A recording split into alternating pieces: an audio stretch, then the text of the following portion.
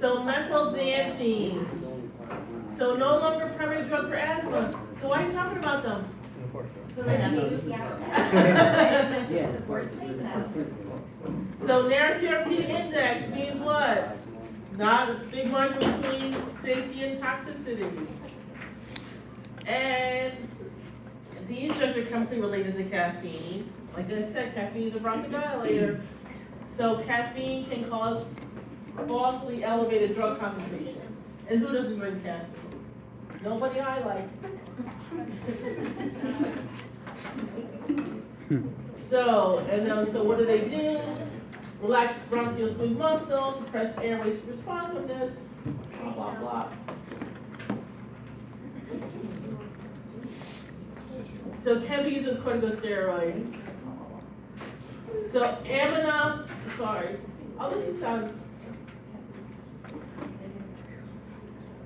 this is a little confusing. And not that it's a big deal, but you know how things drive me insane.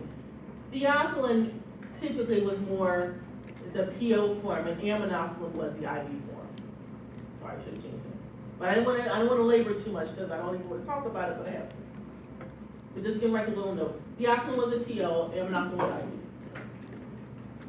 So therapeutic index 10 to 15. Do you have to keep that number in case, just in case you see them, like I said, and Klexer and ATI wise. I pledge to you, I'm not asking you to love it. Classroom wise. So all those bad adverse effects. Then let's focus on the most serious dysrhythmias, hypotension, seizures. So therefore, somebody has a seizure disorder, has heart failure, or has dysrhythmias, we really are concerned, did cause GI bleeding too, and liver disease. That's why we don't use it anymore. Sounds like a fantastic. So if they don't use it, would it be on a test? It could be on the ATRS. Yeah. Are old people still on it? Yeah. Yeah, I mean, I honestly have not given the IV form since 1991. Yeah, And I haven't seen the IV form. yeah, I'm giving it aminophylline, and then it was the person was doing poorly on it, and then but yeah, I mean every so often like every 5 or 10 years or so there will be some older person on it. Go ahead. So just to clarify, this will be on our Plex test? Really not gonna ask you about it, but I have to present it. Okay. But important, like so drug interactions with a lot of antibiotics, I didn't even write it down because who cares? Anti-anxiety agents, but these are, St. John's wort's always a big one. We already know that from antidepressants, St. John's wort interacts with everything, as is caffeine. Go ahead. Yeah, I was just gonna say, you need to, not supposed to say, but who cares? I don't think so. They're all like, hang on whatever word. And then smoking is another one. So because, I mean, I'm not one to judge because I have my own addictions, caffeine, sugar. But unfortunately, a lot of people who have respiratory issues, asthma, chronic bronchitis, COPD, they still smoke. So plenty of people still smoke. And then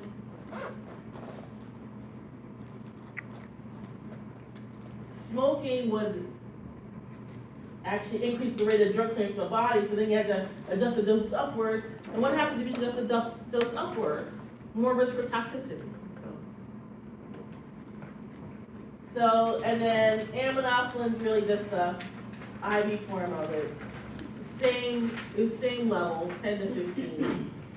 And when it's getting to the toxic levels, when you get more dysrhythmia, more tremulousness.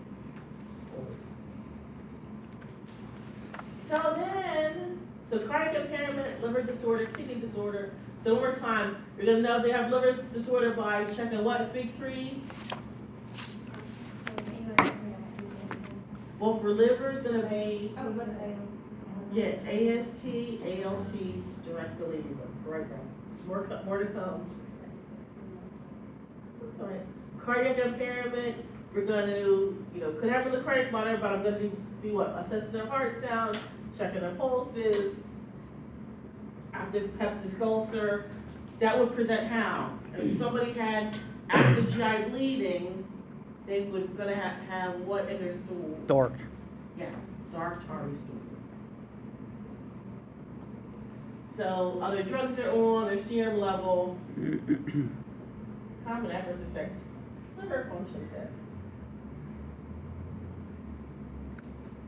Then smoking, remember, is gonna accelerate the drug excretion really. Most medications, we talked about the caffeine, most medications you take the same time every day. And our usual, even the biggest thing is knowing that to tell somebody if their breathing problems are getting worse. Okay.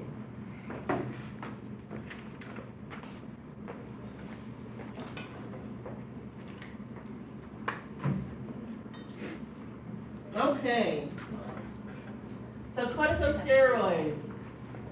So inhaled drug of choice to prevent and manage asthma. But then we give the oral or IV form for acute flares. So give inhaled, prevent and manage the symptoms, oral or IV for acute flare-ups. And why do we give corticosteroids to anybody really? To decrease inflammation and the release of inflammatory mediators. That's going to decrease vascular permeability. And so what's that mean? That means you're going to have decreased mucus, decreased edema. Yes. You said IV is for acute flares? Yep. PO and IV for Okay. acute flare-ups. So, and then it's going to decrease bronchial hyperresponsiveness. You don't want it to, people to be so. And inhaled as maintenance? Yeah. Yes.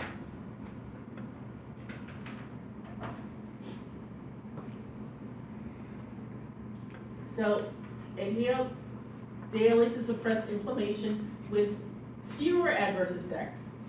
Now our big, well, you guys already kind of said it, the one big adverse effect with using an inhaled corticosteroid is the thrush. Oral candidiasis, the fancy term. But you just thrush is easy to write down. So again, PO and IVs for short-term management, and again, we're gonna have systemic adverse effects. The longer you're on it, the more adverse effects you're gonna have. That's just logical thinking. But we're not using it not used to terminate an acute attack. Okay, that's true, but in an acute attack, it's common that we give people IV corticosteroids to do all those things to help decrease inflammation. So still, what's the drug we give them for an acute attack?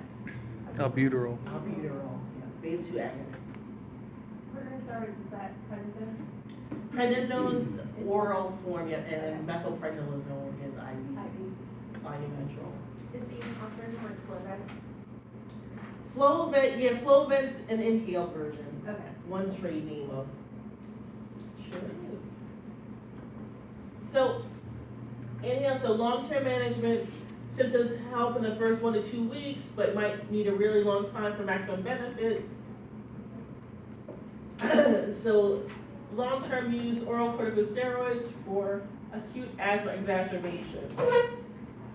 So, and I'm kicking myself. I should have made this a bigger point. I don't know why it isn't.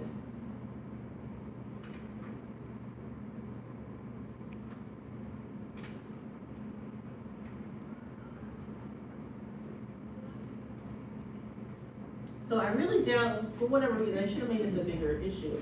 So right there it says prednisone is given for 5 to 7 days in a tapered dose.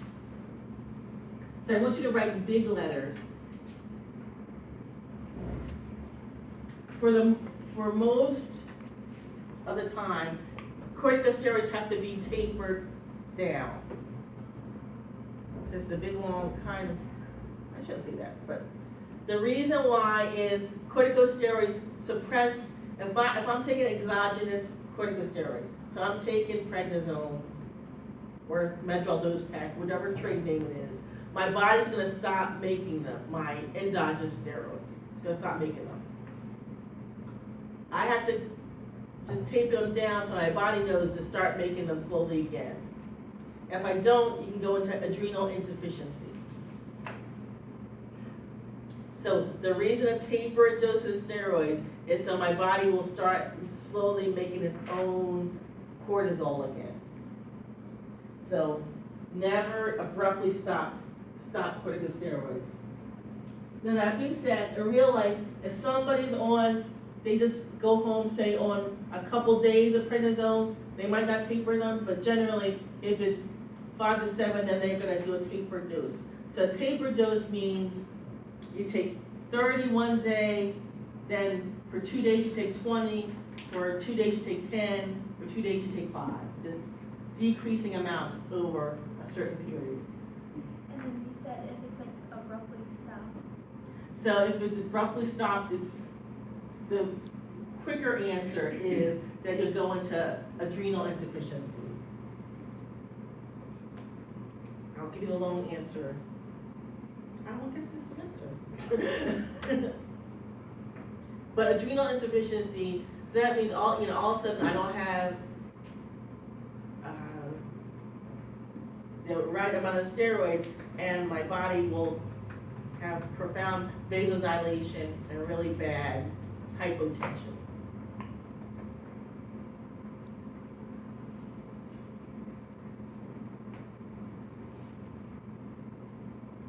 And again, and IV corticosteroids, if somebody's in the hospital.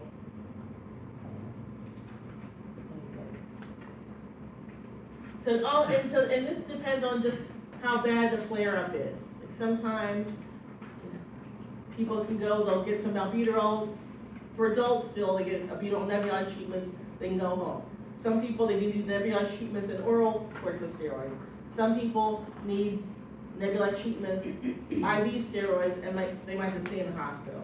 But it depends really on how I'm gonna know the patient's improving. What's my reassessment, nursing process-wise? Right here, their breath sounds, their pulse ox, that peak flow, so all the things we talked about, I'm reassessing to see, what the response is. So, longer term therapy. So remember, the indication for giving corticosteroids is to decrease inflammation. That's why we give them for various reasons. Unfortunately, corticosteroids affect every body system. Oh shoot, and why don't I have that on there? Even psychiatric. So one big one is peptic ulcer disease. Any form of corticosteroid causes GI irritation, so gastritis, inflammation of the gastric lining, and can lead to bleeding. So at minimum, you want to give them something to eat when they're taking oral corticosteroids. So you should take it with food.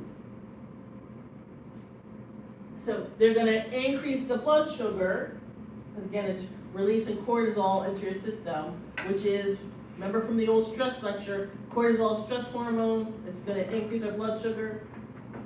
So if it increases our blood sugar, we're not diabetic, not such a bad thing. But if I'm diabetic, now a problem. My blood sugar is already high, and then you're gonna make it worse. So suppress signs of infection. That's a problem if I have bad asthma, because now I'm gonna know if I get exposed to somebody who's ill, then I could get a respiratory infection on top of having an asthma flare up. So impaired wound healing. Why would it cause impaired wound healing? Oh, Yolanda, with my shirt, with the fall plaid. You said, why would it cause? What's necessary for wounds to heal appropriately?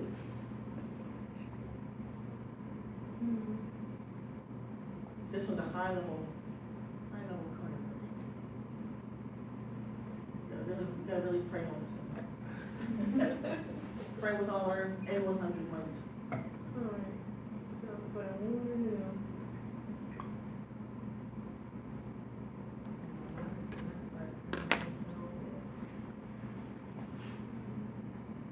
We need good blood circulation, we need proper nutrition, but our body has to do what? Aren't they immune suppressants? Yes. So you can't, if you're immune suppressed, you don't have the red and white blood cells that would go to heal. Right, yeah, we need we need an intact immune response for wounds to heal, for them to start to close up. Ding, ding, ding. And the inflammatory response You'll get too, another right? chance there, Yolanda, don't worry. Yeah, the whole inflammatory response, yep. Okay. So corticosteroids are repressing inflammation, therefore they're gonna impair wound healing. So again, here's another problem. If I'm diabetic, now I'm in trouble. Growth suppression, so who's that gonna be bigger problem for? Old heads or kids, right? Children. Bone physiology, so who's that? Now we're back to the old heads, because they can cause osteoporosis, osteopenia. And now cataracts. So cataracts are clouding of the lens. Cataracts are not, glaucoma and cataracts are two different disorders. Cataracts means clouding of the lens. And what I don't have there is mood disturbance. You can definitely get mood disturbance. So, little hypomania, i.e. roid rage.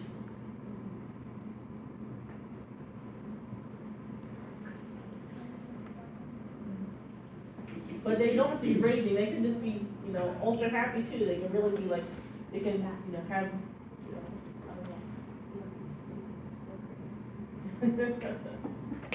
have a little hypomania, which is a guilty. So, and then examples of the inhaled corticosteroids. Here they go. Now does it say Q-bar in your ATI book? Yeah. Okay. I've never seen it called that. I don't know, I don't know where these ATI people are headed. They must be in the Midwest. They're not Midwest people. Around these parts is typically Beckinese is a trade name we have around here. So, and then oral PO, some names for you. Back to the inhaled corticosteroid. The only one we had on the med template was the beclomethasone. Yeah. That's great, that's Okay. fine. So But just, do we have to know all of them or? No, know that they're inhaled, if you see them though, like again, do them like a sight word. If you see them, you gotta recognize that they're inhaled corticosteroids. Sugar, honey, iced tea. What do you want from me, bro? Alright.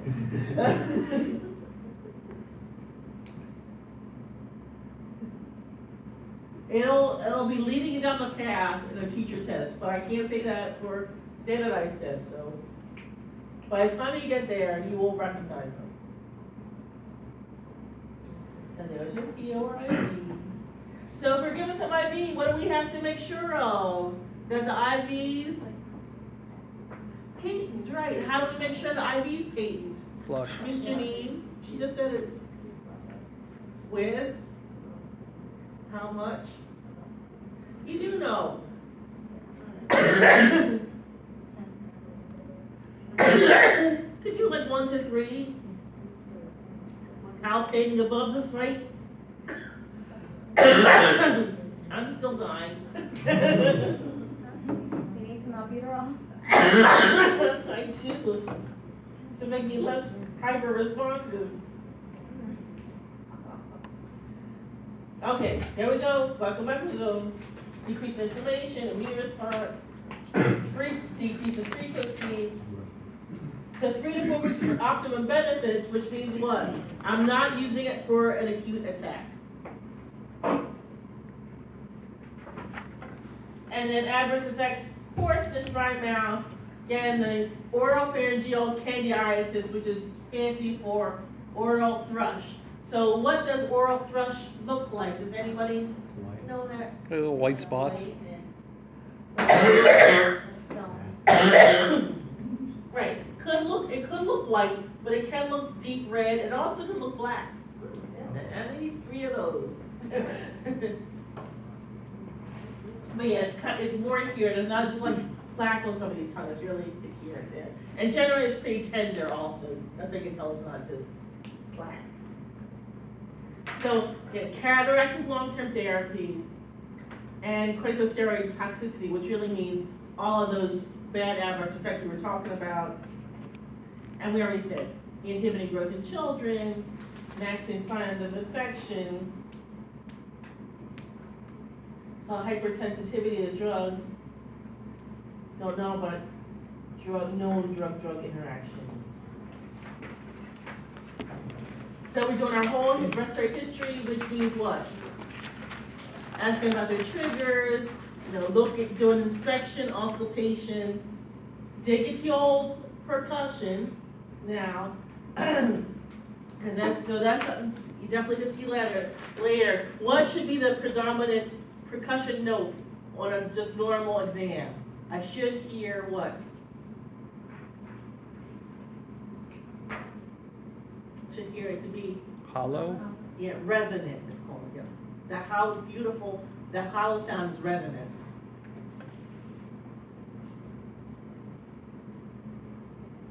If it sounds more dull, that means there was more fluid there, that's gonna sound duller with an effusion. Or maybe with pneumonia, it can sound duller, because it's consolidated fluid. Is that the word? What's the word? Dull, Just dollar. dull, yeah, So dull. resonance. Or flat, dull flat could be flat too. But you said it hollow, but resonant is a medical term. That means they might have an infusion. No, resonant is normal. Resonance normal, but is the dull If it's flat? flat or dull, that's fluid there, or consolidated, something's thick, thicker. So, checking with somebody's on corticosteroids, all those bad things, hypertension, heart failure. So, hypertension easy, we're checking their blood pressure. Heart failure, so things like, what's that gonna be? It's gonna be weight gain, it's gonna be, Edema. peripheral edema, it's a good one. Boundary pulses. Beautiful, bounding pulses. Could be some, again, fullness to our right upper quadrant. This right side of heart failure. Thromboembolism, so what's that mean? I have peripheral edema and now I could have, well, clot, but what's it gonna be like? How am I gonna know that? Swelling. Yeah, redness, swelling, yeah, one extremity being a lot larger than the other, pain, but though you don't always have pain. So definitely the swelling, warm to the area. Peptic ulcers, we said, could be dark tarry stool, could be bright red, we don't have to be bright red, but it could be. Same thing for GI bleeding. And diabetes, so meaning, they have diabetes, now they're gonna have increased blood sugar. Generally, somebody is diabetic and they're on corticosteroids, they might have to increase their insulin requirement while they're on the course of the corticosteroids. So they're just gonna be checking their blood sugar more often. And then our big lab tests. So, height for children, bone mineral density. And then the osteoporosis is longer term, just like with the cataracts, it's gonna be long term. And one more time, not taking them, it's not gonna stop the acute attack, but we do give the IV form in an acute attack so it can start working for the better effects later on. Of what? Why do we give them again? To decrease Inflammation. inflammation, right, of the airway. And if they're inhaled, rinse the mouth after inhaling. And if I give an IV, what am I gonna do after I give it? Somebody said it. I heard it in the wind. Yeah, flush and saline. How much? 1 to 3, yeah. Generally just 1, but it could be 3. Doesn't matter. When you give steroids intravenous, you gotta flush it. I mean, that's just any drug. It is, but here we are in nursing school. I just want to reinforce it. Oh, okay. I just didn't know if it was a special thing for. No, not special. Okay. Just reinforcing. So mast cell stabilizers. Remember way back when, what do mast cells do? Release that darn histamine and leukotrienes. So if I'm stabilizing the mast cell, they won't release all that bad stuff. So our prototype agent cromolyn. So, but this is what? Prophylaxis of asthma and COPD. So am I giving a mast cell stabilizer and acute attack? No.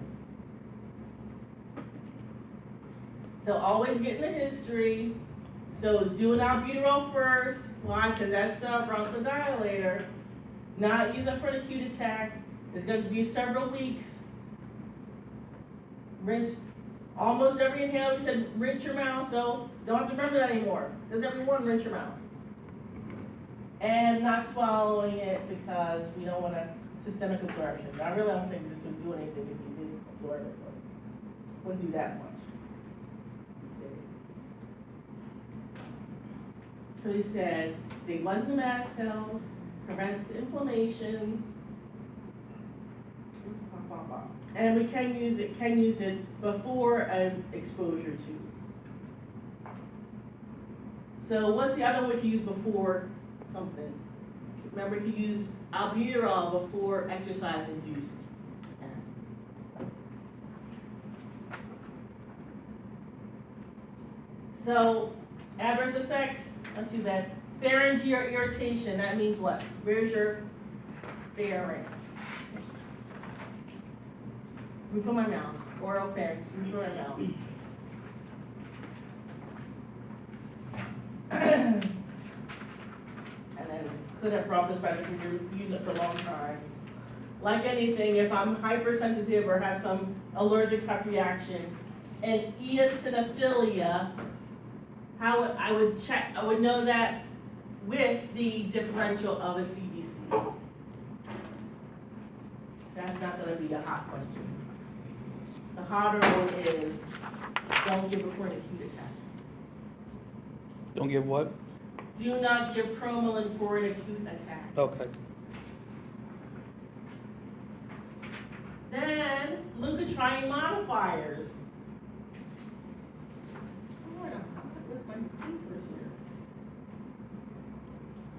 So remember, leukotrienes, those were the chemical mediators doing bad stuff too. So reduce inflammation by blocking the enzyme that controls leukotriene synthesis or leukotriene receptors. They're all going to do what? What do they do? Eventually cause the bronchioles to be more hyper-responsive.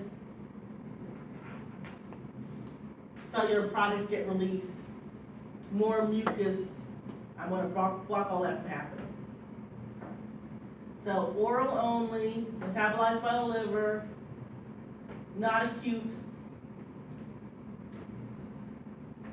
Nice drugs there. So you're saying leukotriene, like it causes hyperresponsiveness at mucus? Yeah, Montelukast, that's the one that we have for the med template. But I So didn't, no, that's a leukotriene modifier. Yep. we didn't have anything for the mast cell one. I guess here. You do now. Mm.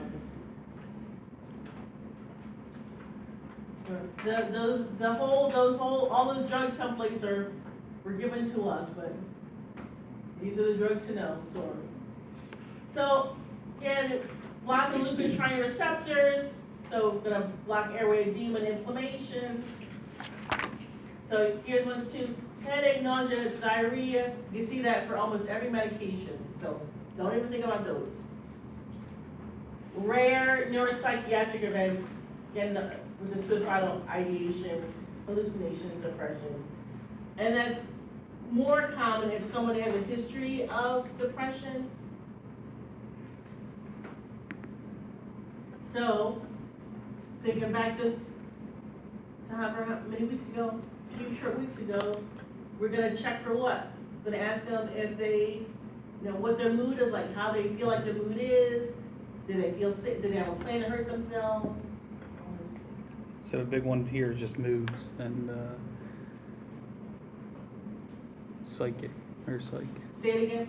Just the big one to know here is just their psychiatric Well, events. yeah, psychiatric adverse effect, but knowing that not emergency, non-emergent, is for maintenance. And then, do you wanna avoid it if you also have pre-existing liver problems? So, like, what would that be? Hepatitis, cirrhosis.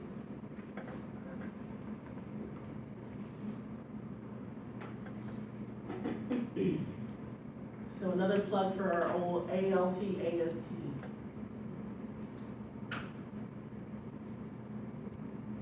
And then, oh, that's a good one too. Wanna make sure they're avoiding the cluckers still, can't drink. So, LFT, CBC, drug interactions. I really don't, you've got enough to worry about, you don't have to worry about the drug use. We said enough. Psychiatric problems, hepatic problems. So, one more time, not for the acute attack. So liver problems, you said already, jaundice, icteric sclera, pruritus, and adding in